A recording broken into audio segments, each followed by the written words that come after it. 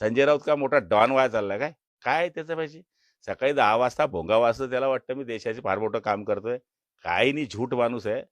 आमच्या भरोश्यावर खासदार झाला म्हणून 2 पोलीस मागे आहे. हे बघा जवळपास तर सगळ्या योजना आम्ही मंजुरी दिलेल्या आहे. पण काही ठिकाणी कॉन्ट्रॅक्टरांच्या हलगर्जीपणामुळे ज्यांनी 20-20, 25-25 कामं घेतलेली आहेत. अशा लोकांमुळे काही योजना संथ गतीने सुरू आहे. काही ठिकाणी खिशात नाही नाना आणि मला म्हणा नाना. तर अशा पद्धतीने काही लोकांनी सुबेंनी काहीतरी कामं घेतलेली आहे. त्याच्यामुळे काही कामं स्लो आहे. तर ते कशी फास्ट करता येतील?